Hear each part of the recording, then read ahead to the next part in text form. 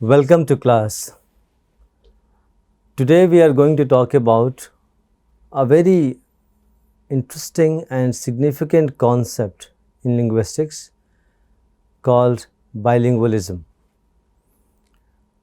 Bi refers to two in number. So bilingualism essentially is more than one language, two languages.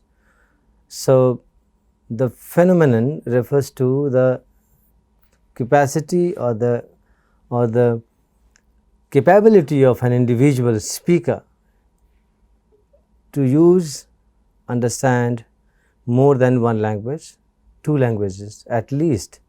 And if it is more than two languages, then it is called multilingualism, right? So today we are going to talk about bilingualism as a linguistic phenomenon. Now, bilingualism is the phenomenon of speaking and understanding two or more languages. The term refers to the individual speaker's capacity, or maybe to entire speech community or society. So when it is individual, we are looking at individual level. It is a bilingualism, or individual is called bilingual. When we are looking at a societal level, then this whole society is called bilingual society. Looking at the linguistic trajectory and linguistic ecology of India, average Indian is at least bilingual. So bilingualism or multilingualism in India is a very natural and common phenomenon. And we all are bilinguals. Even if you speak one language, you understand and use several dialects of that language. So language, when we say a language, it's a label, we name it. And one language can have multiple dialects, multiple variants, and you use these variants, you are proficient in these variants. So you are essentially a bilingual. Monolingualism is something very uncommon, and recent research shows that we all are naturally multilingual.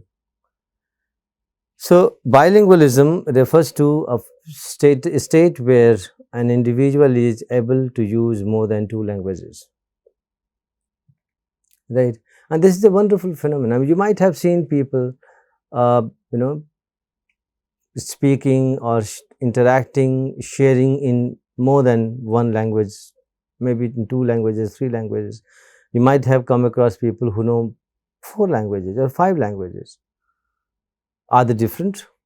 Do they have some special capabilities? They're like us, common person, right? It's a very natural phenomenon. You can have access to more than 5 languages, more than 4 languages, more than 2 languages. So it's not something very specific, special thing. It's all about the circumstances, the situation, social situation, settings, where we are born and brought up. So in Indian context, when we see a majority of population is at least bilingual. So we know more than 2 languages.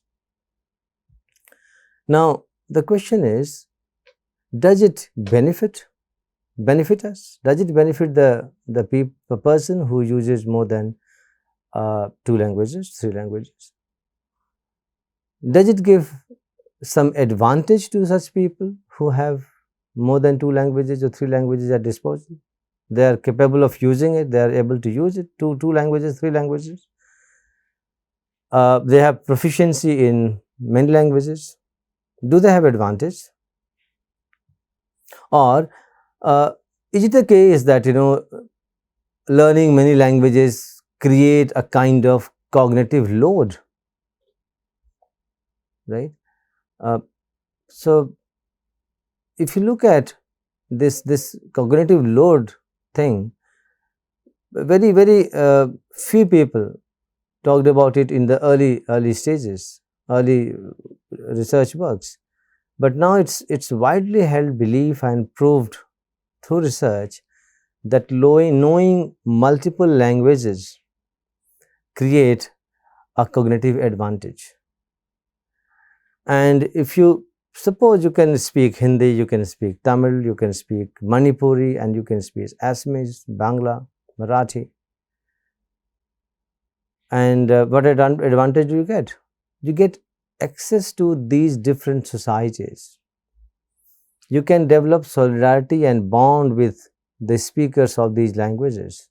You are easily accepted, right? Your acceptability enhances, your accessibility to the linguistic resource, to the social structure, to the speakers of those languages, it grows, right?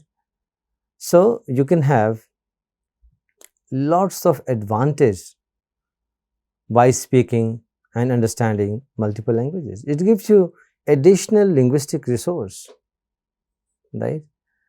In some of the lectures, we'll talk about code mixing and code switching, and we'll understand that how beautifully this phenomena help learners, users of the language, to get a lot of cognitive, social, and other advantages, right? So, knowing more than 2 languages or being a bilingual or multilingual is an advantageous thing. You get a lot of advantage and leverage out of it. At the same time, recent research shows that it enhances our cognitive and analytical skills, mathematical skills.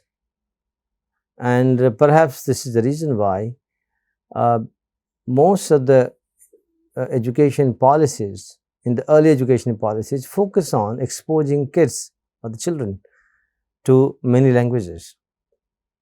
NEP, National Education Policy 2020, also underlines the same fact, that knowing more languages, right, broadens the cognitive base of the learner.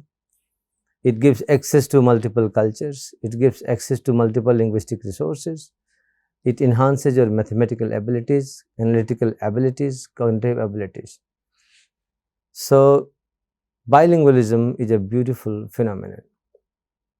Now, the question is that if I say I am a bilingual or a multilingual, do I have equal proficiency and competence in all other languages other than my mother tongue? Do I have access to or proficiency in all these languages, similar proficiency, equal proficiency, or does it differ, right?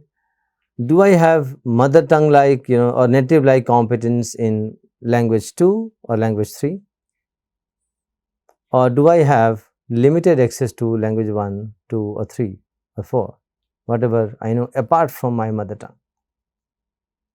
right? This is question number 1. Question number 2, that to what extent of proficiency and competence can be labeled as label someone to be a bilingual or a multilingual. So, do we count L1, L2, L3, L4 in a linear way, or do we have a complex phenomenon, right? And or is it a complex phenomenon where we cannot actually distinguish the boundaries of L1, L2, L3, L4, L5? It all depends. So in understanding the different levels of competence, different levels of proficiencies, different levels of accessibility to these linguistic resources, we can classify bilinguals based on the degree of fluency, the degree of competence in the language used by, let us say, age as a demographic factor, context in which it is used, social setting, the way individual acquires it, right, and the domain where we use them.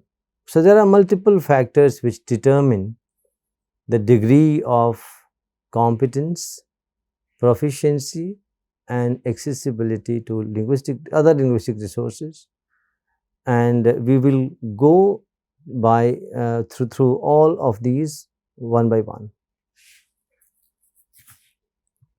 right. So if you look at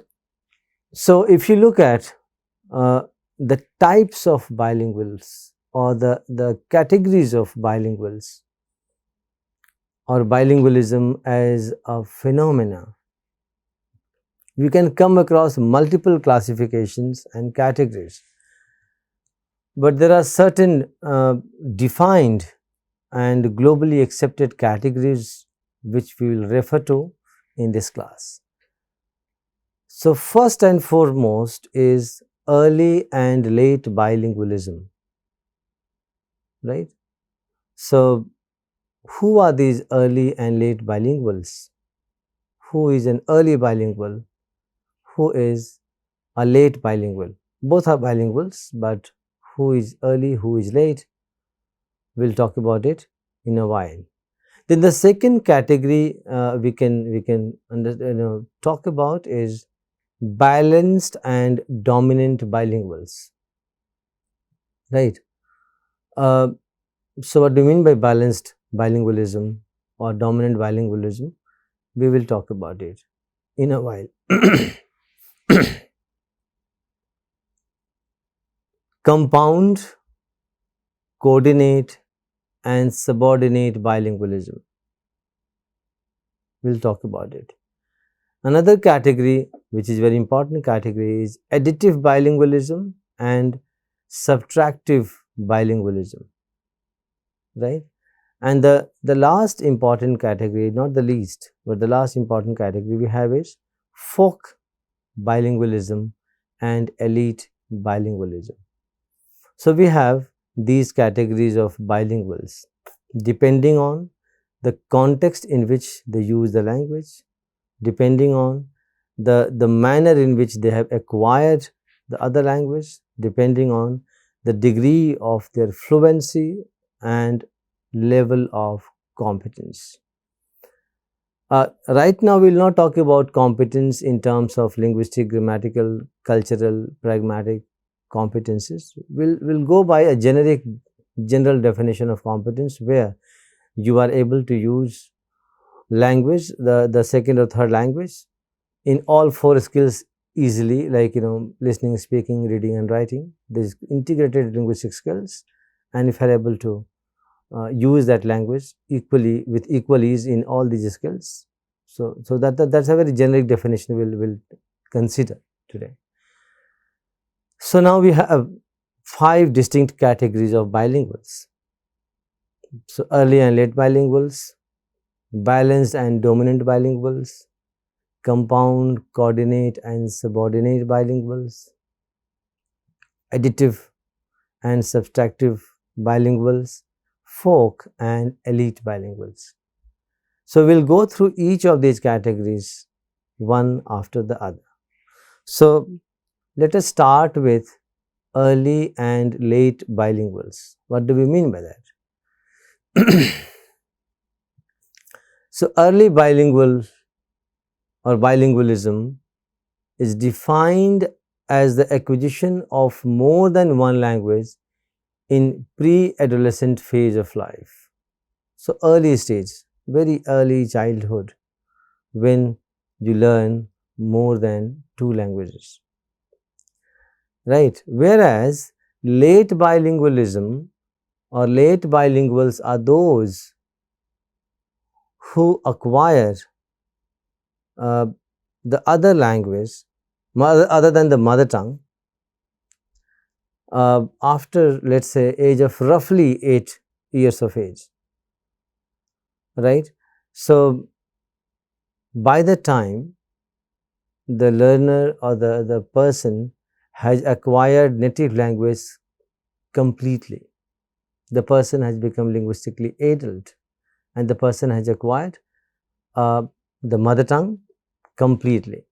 so that learning of mother tongue or acquisition of mother tongue is complete, and then takes on the other language, right. Early bilingualism refers to the exposure of the child to 2 or 3 languages simultaneously in the early childhood. So, it will be very difficult for us to determine based on the level of competencies which is the mother tongue, because the child will acquire all these 2 or 3 languages with equal ease, competence and effortlessly. So, child will have equal competence in all these languages if the child is exposed to more than 2 languages in the early childhood, where the child is still in formative years of acquisition of mother tongue. So, if you have mother tongue and other tongue simultaneously exposed to the child, or child is exposed to simultaneously mother tongue and other tongue, it will be difficult for us to, and this is a common case in India. A child learning, let's say, 2 languages, or a Tamil speaking child or family settled in Delhi north. Tamil is language of Tamil Nadu, but let's say a Tamil speaking family settles in Delhi and the child is exposed to Tamil and Hindi at a very early age of life, and if it so happens that the child is surrounded by Hindi speaking native speakers all around, the child will have access to Hindi in a very early childhood, and the child will learn Tamil as mother tongue and Hindi as well as other tongue simultaneously, because the exposure is very early, and child will become bilingual and with excellent command on both the languages, right. Early and late bilinguals are distinguished based on their attainment of linguistic competence. So, how they attain competence in these 2 languages? We can distinguish early and late bilinguals, right. Early bilinguals attain native like competence in both the languages, right, as we just mentioned, right. And Swain says early bilinguals manifest bilingualism, right, as a native language. So, it is very difficult to distinguish native language, so mother tongue and other tongue among such people or learners or early child and children, which one is L1 and which one is L2, because they have equal and almost excellent command on both the languages, right. That is the beauty of early bilingualism. Whereas late bilinguals or bilingualism can be regarded as a non-native speaker of L2. L1 is, let's say, mother tongue. So, Tamil is mother tongue and Hindi is other tongue, second language. So, if you say late bilingual, that means the person or the child has been exposed to L2, let's say Hindi, after the child completed acquisition of L1 like Tamil, right. And the child will have excellent command on L2 as well, there is absolutely no problem, right. But it will have little difference and restrictions in terms of detecting linguistic ambiguity or developing native speakers' intuition in the language.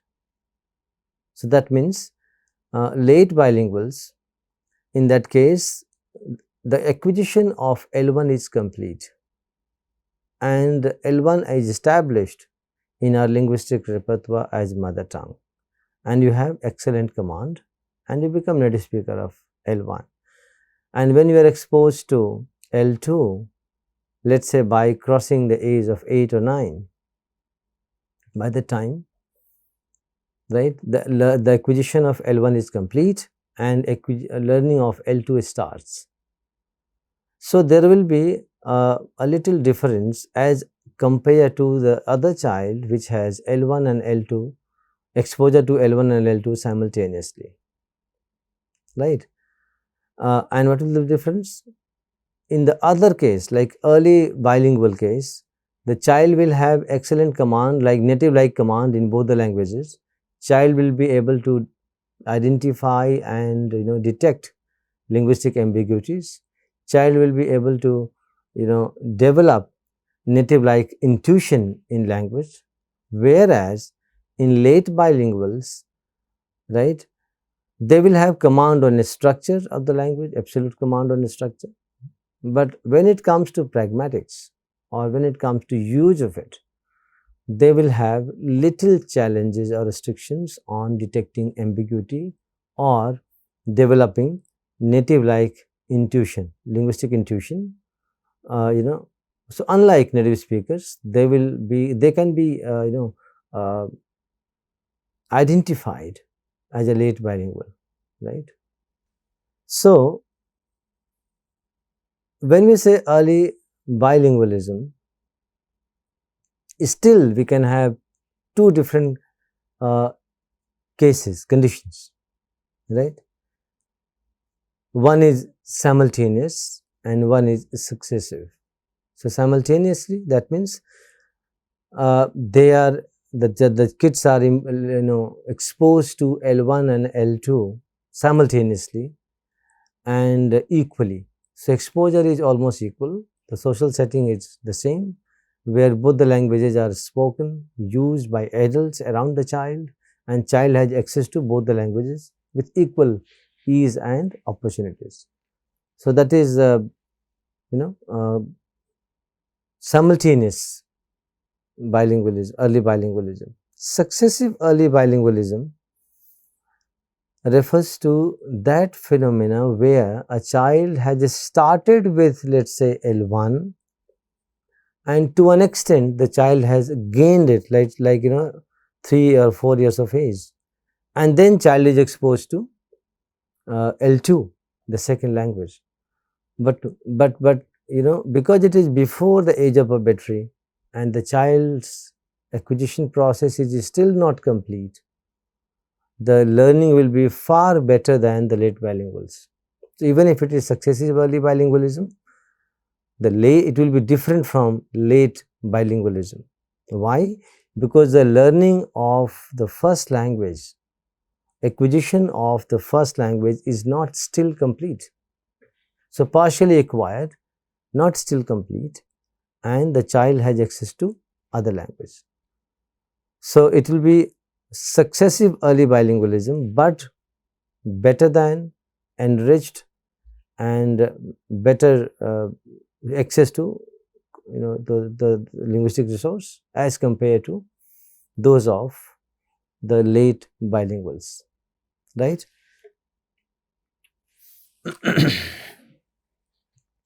Whereas late bilingualism refers to bilinguals who have learned their second language after first language and after the critical period. You can recall the idea of critical period in language acquisition. We had a long discussion on that, right?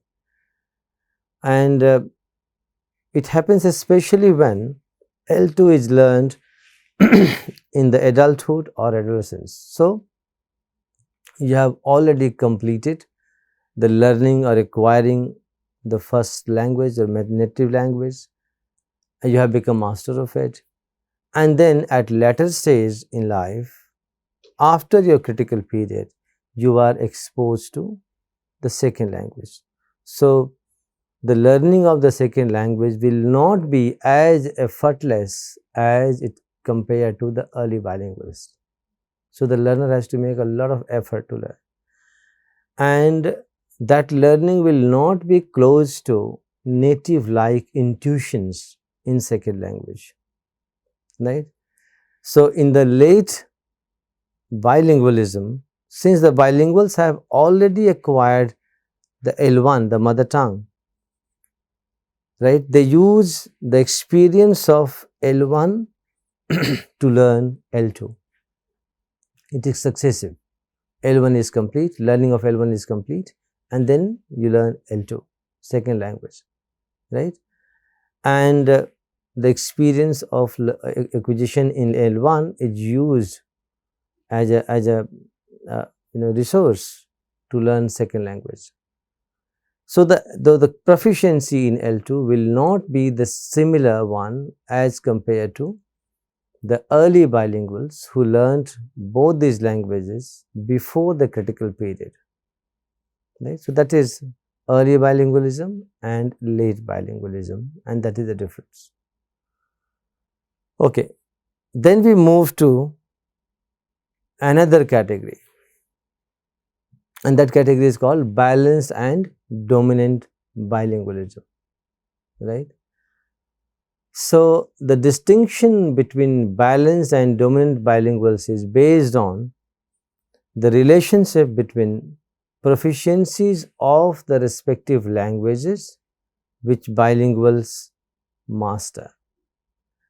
So balanced, as the term suggests, both the linguistic resources are available to the user, to the speaker, and the speaker has balanced access, equal access to both the resources, right?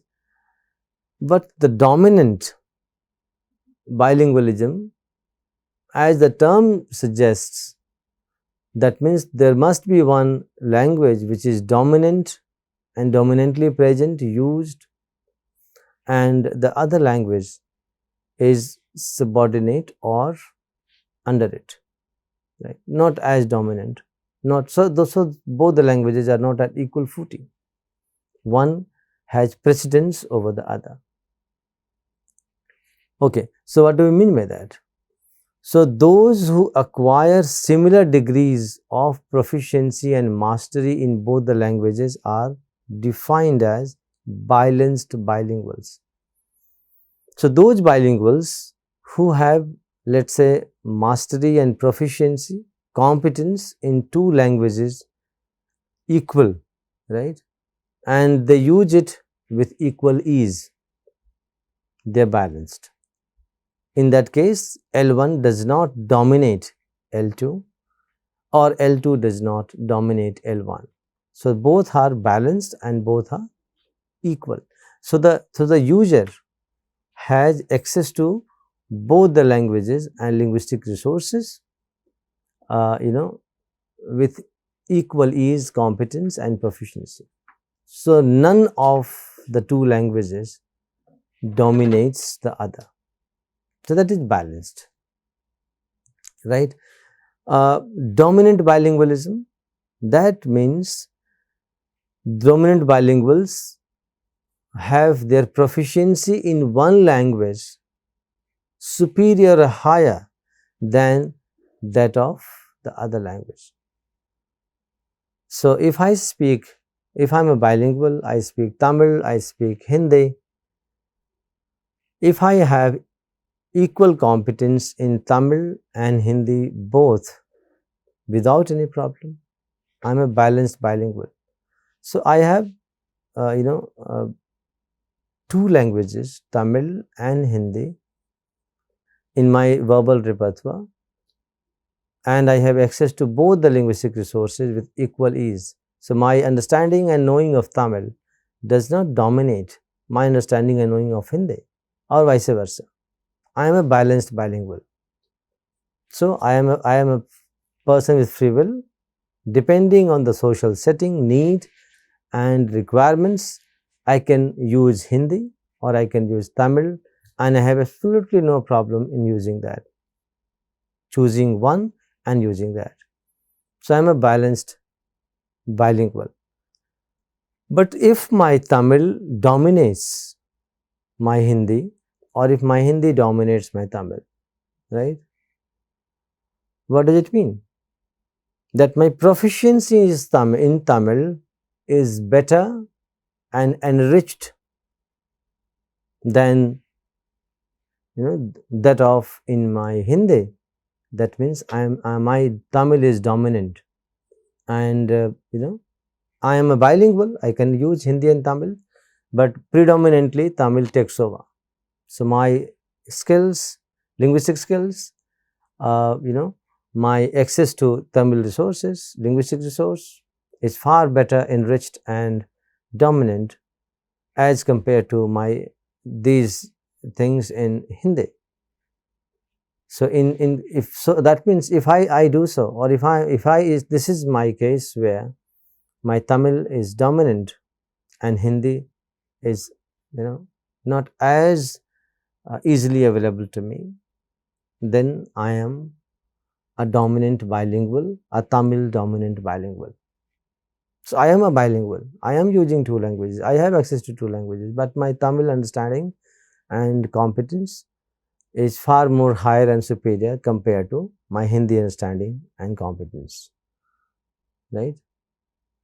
So balanced bilinguals are more or less equally competent and proficient in both the languages. However, dominant bilinguals have one language, competence in one language superior to competence and proficiency in other language. So that is balanced and dominant bilingualism.